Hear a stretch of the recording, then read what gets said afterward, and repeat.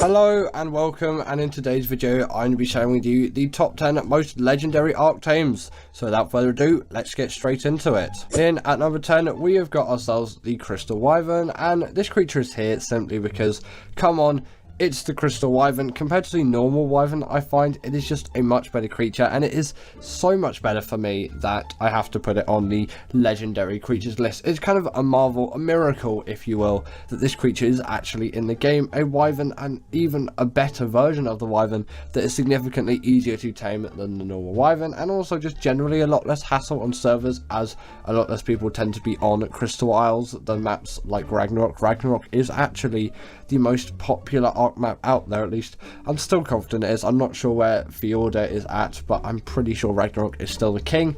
Also, on top of that, you might be saying, well, Wyverns spawn on Scorched Earth. Well, they're really just a pain on that map. Whereas on Crystal Isles with the Crystal Wyverns, you can simply just get the Prime Crystal, you knock out one of these things, and you can get the Prime Crystal from them, and then it'd be level 60, passive tame them, and boom, there you go. The personal favourite of mine is the Blood Crystal Wyvern. I just really like the abilities that it has. This is the Tropical Crystal Wyvern, but a lot of you out there in the comments below have been saying you really love the Ember Crystal Wyverns, and they definitely are a really good one as well. And if you've never tried out Crystal Wyvern before, if you're anti-Crystal Wyvern as well, really try one out for yourself. And if you've tried them loads and then you still hate them, then that is the only excusable excuse for not liking these things. Continuing on, we have got ourselves the Snow Owl. This creature can be found all across Extinction, and I think it can also be found on Fjorda as well, and it really is one of those gold stars. It gets a gold star from me, if you will. This creature is just so great in its density of abilities and its just general use. Like, PvP players can use this thing, PvE players can use it. It's not very one-sided, it's so versatile in all of its features. Namely, it is a glider, which means you can really rack up some serious speed with this thing. It does definitely help.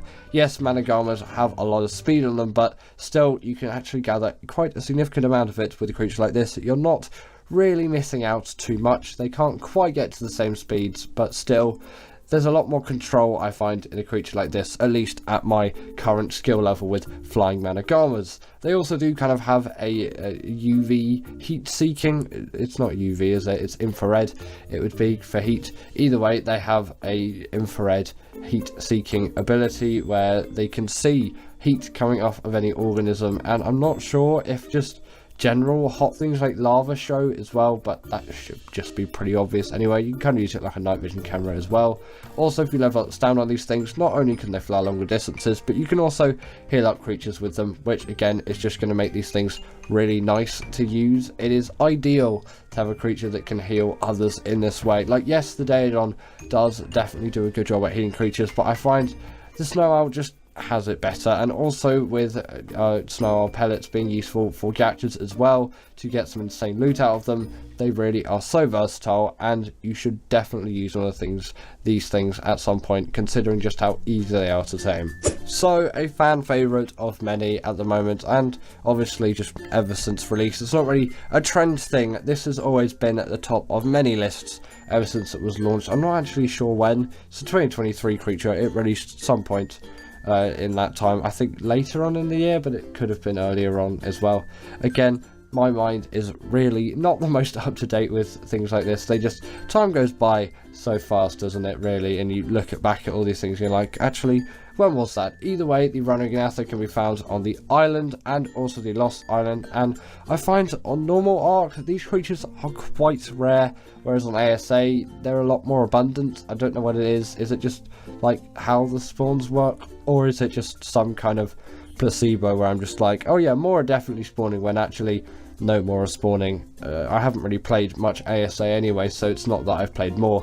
Either way, looking on it, the Running is an extremely strong tame which you can find in the swamp biome, and it really is going to be extremely useful for that job. Not only because they can deal heavy amounts of damage, but also they can pick up a large range of creatures as well. And on top of it, they're just heavily mobile flyers which are really capable. They're really strong in what they do, and although their tame method is pretty much just a rehashing of the Reaper, it's still a really cool one to walk through. And now with the net gun and things like that, this tame actually does become quite a breeze. It's a lot harder, especially if you go for the 100% effectiveness. I find that not really to be the most useful on a creature like this.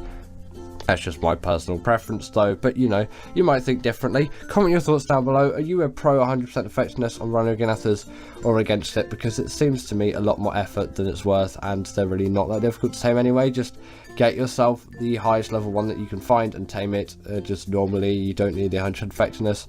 If you have the resources at the time, then just go for it. You might as well. But you know, for me it's not really worth it because they're not really boss creatures and they still really do pack a punch no matter the effectiveness.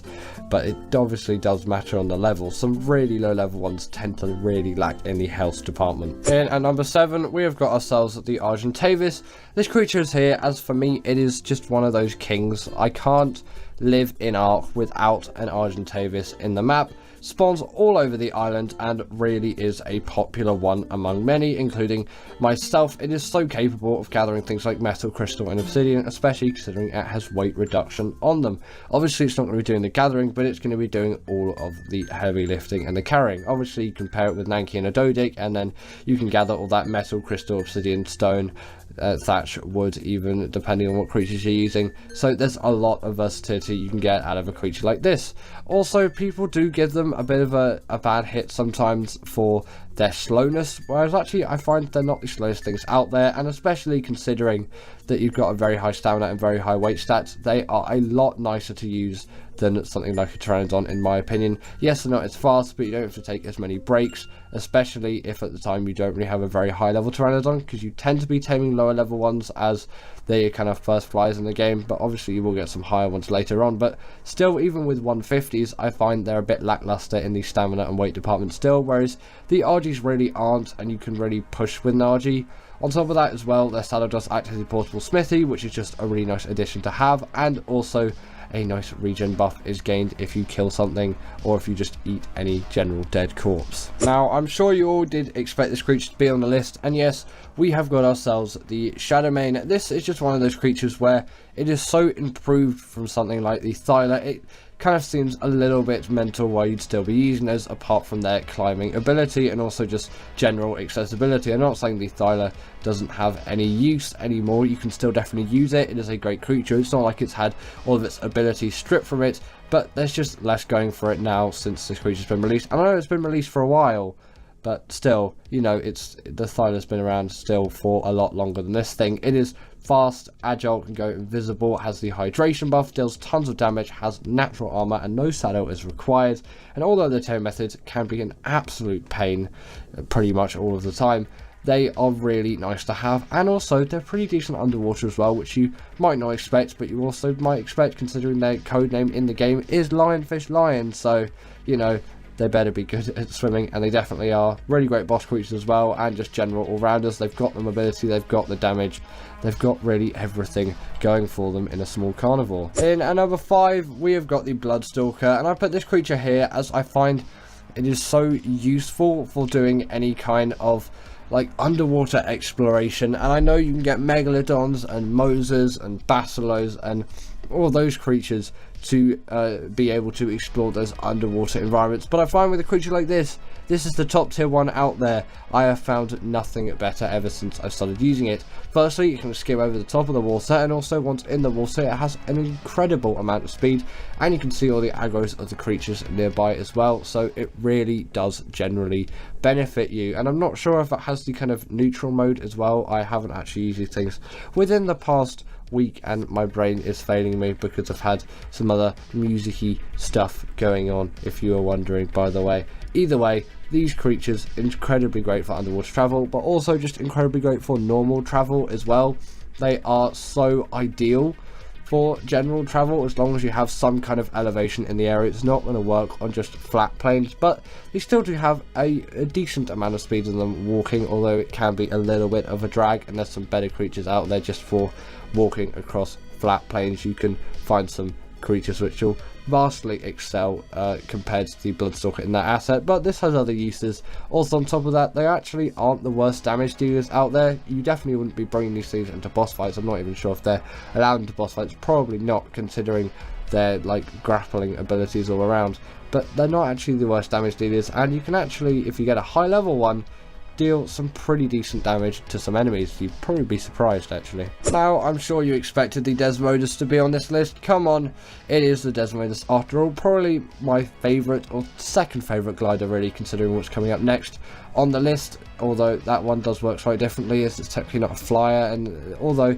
this does have the gliding ability, it's still a flyer, but it glides in a way. The next one is just generally a glider. It's not the Rock Drake. The Rock Drake is sadly not on this list. Sorry, it's not a legendary tame for me. I know it's a really great creature, but still, you know, it's not quite for me. Whereas the Desmodus definitely is. You've got Sanguine Elixir. It's an absolute cheat for tames. Obviously, that gliding ability is going to warrant you tons of speed, which is really nice. They can go up onto walls and vertical surfaces, just like a Tapu Jara. They're much better than a Tapu Jara, by the way. Much more worth your time as well. The exact same tame method as the Bloodstalker. Simply just get some blood bags and they will eat out of your inventory, and boom, Desmodus. They do also need a saddle as well, but that's fine. Also, you get additional armor with the saddle anyway, so it's usually a good thing to have the saddle than to not. Also, on top of this as well, they can go invisible and pick players off riders too with absolute ease. In at number 3, we have got ourselves the Maywing, and this creature really did have to be here for me.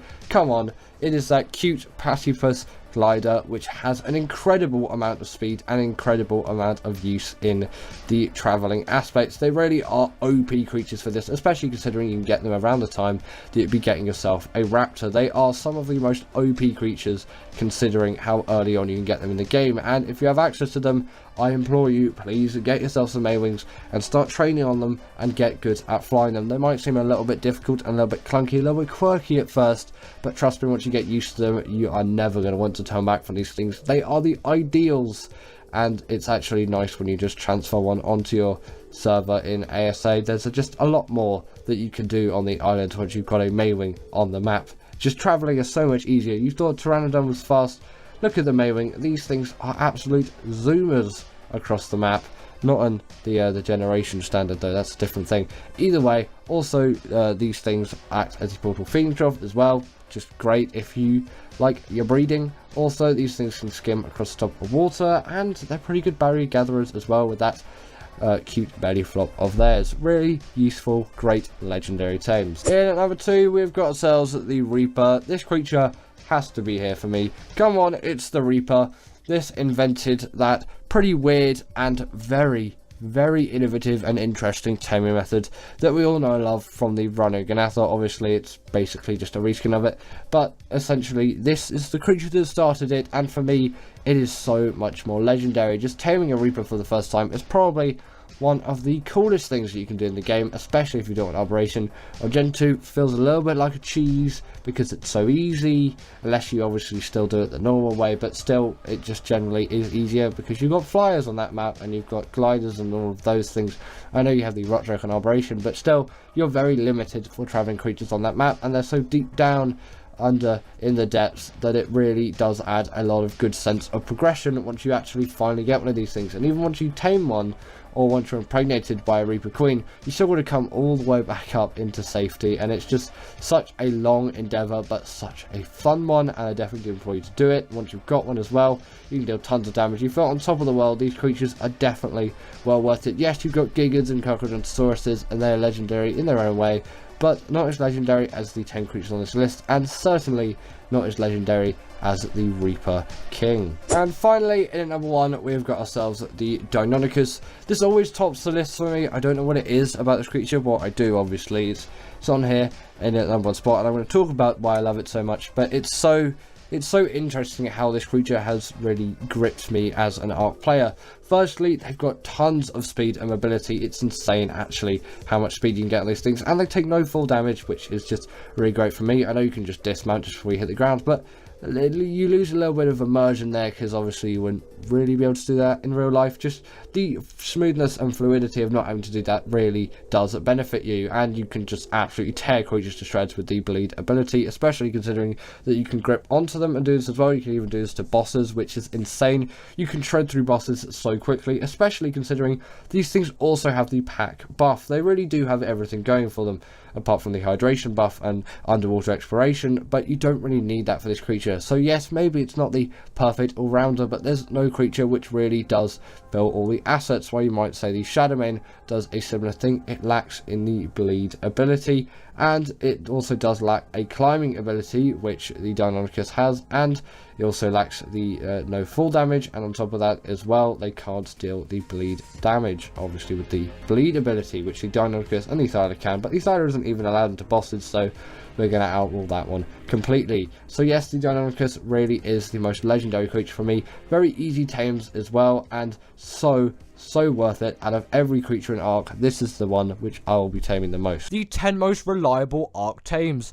In at number 10 is the Thyla, and you can always rely on a really good Thyla to make your day even better, and it is an extremely reliable creature as it is very easy to control, very easy to use, and it will always do the job that you want it to do, unless you're fighting bosses, obviously, as the Thyla is not allowed in boss arenas, which kind of does make sense. This is a really OP creature capable of so many things, but the fact that the Deinonychus is allowed in boss arenas is a kind of a bit of a shame, really, that the Thyla isn't as well, as they are pretty similar creatures when you think about it. And the Thyla is definitely a reliable one, and one which is very easy to tame as well, albeit not spawning in the nicest of Ark biomes, being in the Redwoods biome, which isn't a very kind place.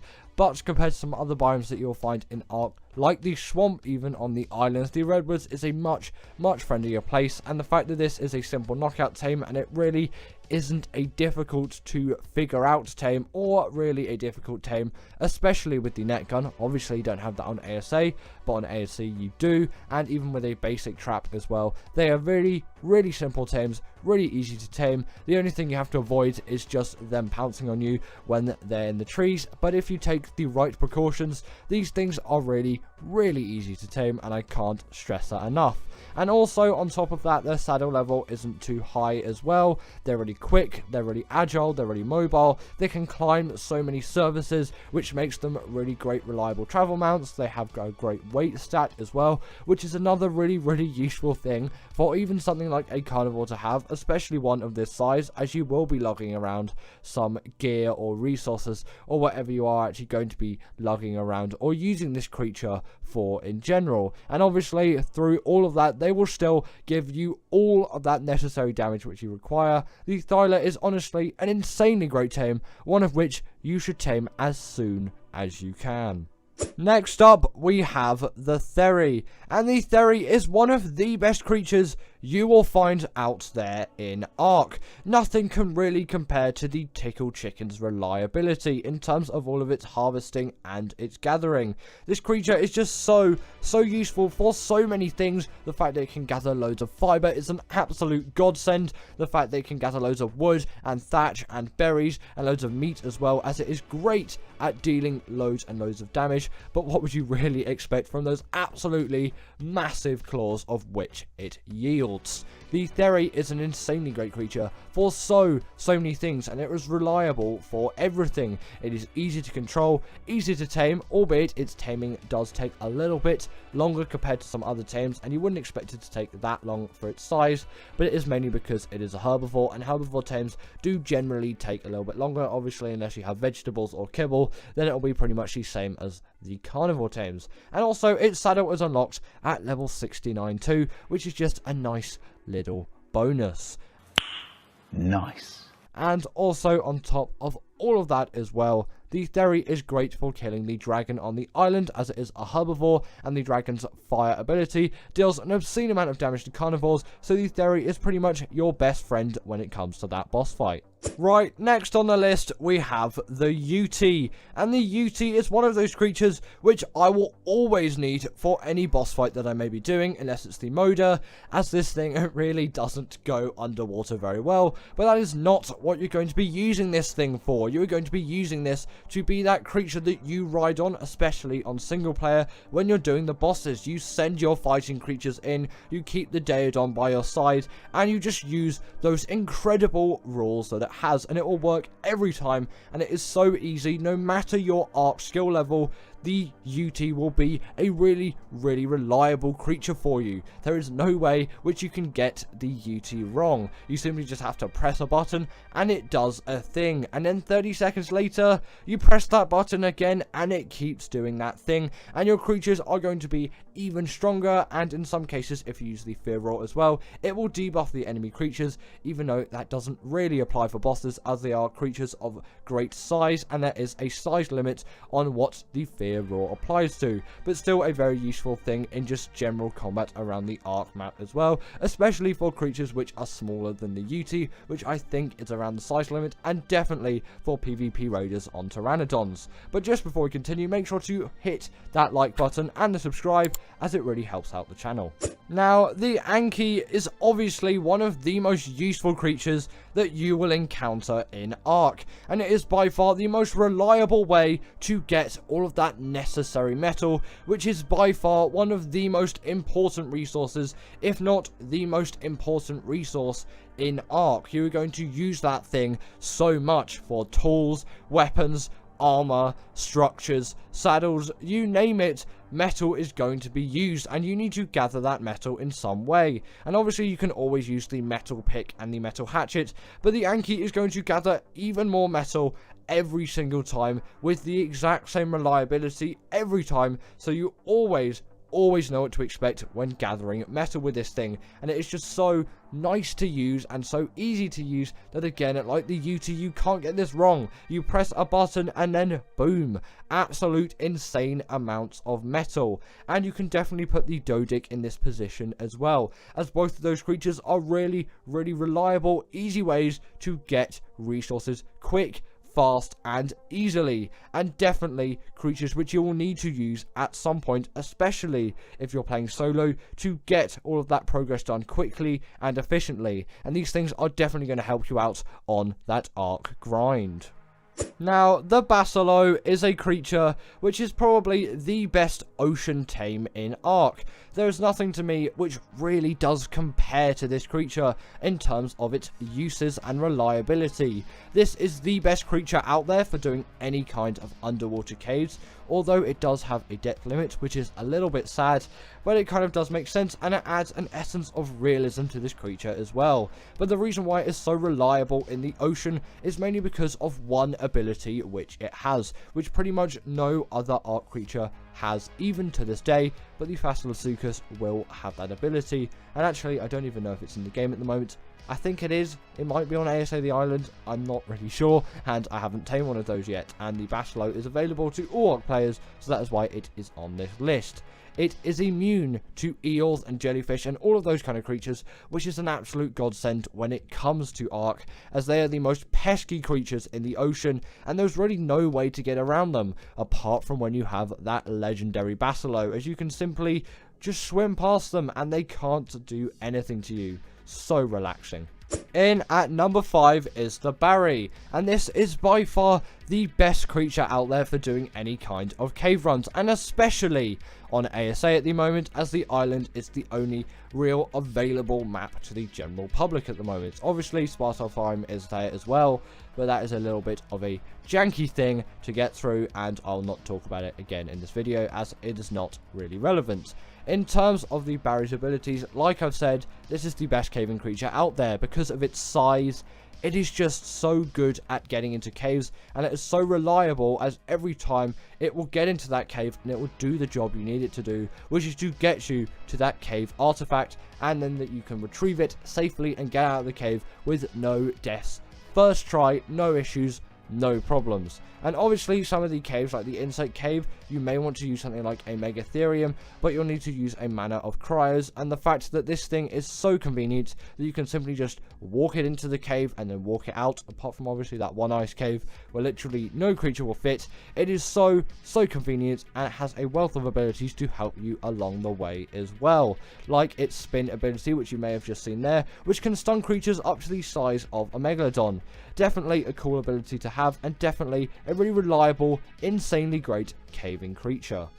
Now, there is no doubt that the Giga is built for all of that power, and the fact that this is a really reliable creature on top of that, as you can get the same power every time when using it, is insane. And you may say, what about the Carcharodontosaurus? Isn't that a more reliable, better large carnivore? But the fact is, its taming method is so buggy, and sometimes with its bleed ability, its damage will vary, so you don't know what to expect out of it every single time, and sometimes it can be a really unreliable tame, which the Giga isn't. You know how to tame it, you know what to expect, you know how many resources it will take, and then every time you use the Giga, you know how much damage it will do, and you'll know instantly where its limits are and what it is best used for. And obviously when you use it, you will know exactly every single time how it will perform and all of that, and you'll have no stress about it. And obviously you can have more, and obviously you can always add more Gigas if you need more power, but I never really need more than one unless I'm facing the Titans on extinction.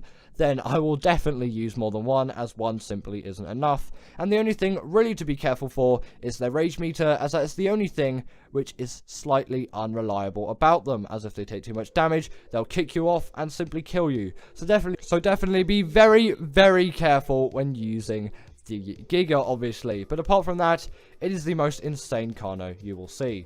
In at number 3 is the Rex, and there is no doubt that the Rex is by far one of the most reliable carnivores out there. It is such a balanced tame that you always know what to expect out of a Rex, and they are so predictable when it comes to what they can do, what their health is, what their stamina is, what their weight is, and what the Rex's limits are, and that makes them an extremely useful tame. You may think all of that will make a boring tame, but actually it makes an even more useful one, as if you know everything about that creature and what it can do and what it can't do, you can utilize that creature to the fullest.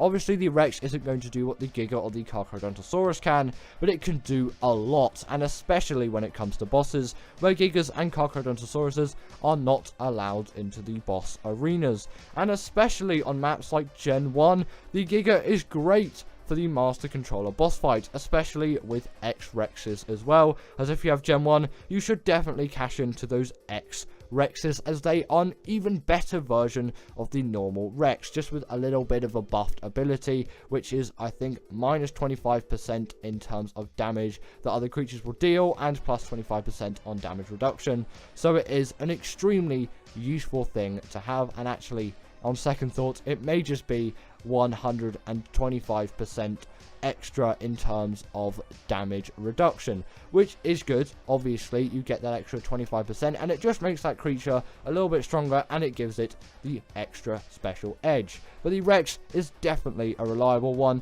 of which is really easy to tame, and it is a very simple knockout tame. Very easy and simple, and you can't really go wrong with one. In at number 2 is the Desmodus, and you may think, well, why is this creature reliable? Its taming method is actually very buggy at times, but actually I haven't found it to be very buggy in comparison to things like the Carcharodontosaurus. And if you are taming a low level from the start, it is actually a pretty easy tame to get your head around, as it is pretty much a slightly shelled out passive tame. It is just a little bit of a more complex passive tame, you could say. There's better words than what I used previously, and it's actually very simple. When you kind of get down to it, you just feed it blood bags when it picks you up, and then you tame yourself a Desmodus. Pretty simple, and you can also feed it creatures, maybe, I think, to get 100% effectiveness, or that's how you do it on the Bloodstalker. Probably, don't quote me on that one. I've never tamed one of these with 100% effectiveness, as that's not the kind of Ark player I usually am. And once tamed, you've got yourself a very reliable flyer, capable of so many things. They're so quick, they're easy to use, and they are an absolute blood bag farm, and they're really reliable for taming as well with that Sanguine Elixir. And in at number 1 is the RG. And what would you expect, really? The RG is just that tame which every single Ark player needs at some point in their journey. And I know pretty much no one, actually, literally no one that has played Ark for a decent amount of time, over 100 hours, that has not used the RG at some point. It is just one of those creatures which has to be used at some point. This thing is great for gathering metal. Obviously it doesn't gather the metal, it just transports you from A to B and then you gather the metal, but it does have weight reduction on resources like metal, crystal and obsidian, and its saddle acts as a little smithy too, which is actually pretty good. I'm not sure how expensive the saddle is overall. It's unlocked in the late 60s, I think, in terms of level. Don't think level 69 like the Theory, which is a little bit sad, but obviously getting that saddle as early as possible is really what you want to do with the RG, as once you have it, you can level up from your sad Pteranodon which you may have. Not that the Pteranodon is a bad tame and all, but the RG is significantly better, as it actually has good stam, it actually has good weight, and no more frustrations when it comes to metal gathering with the Pteranodon will be needed from then on once you have the RG. And obviously you can pick up a wealth of creatures as well, which is extremely useful, and when paired with the Anki, you have an absolute metal farming machine of a creature. And if you're with friends as well, you can pick up some other players too. And don't forget, if you're low on health, just quickly eat a dead corpse and you will get an insane regen buff. Definitely a reliable tame. And give it up for our patrons, Ekaterina Puchkova and Karina Thorne, Dominic Maciejewski, sorry about that name, and everyone else that's on this list. All the people I've mentioned are paid members, and if you feel like that's something you want a shout out at the end of the video, go join the Patreon or become a paid YouTube member.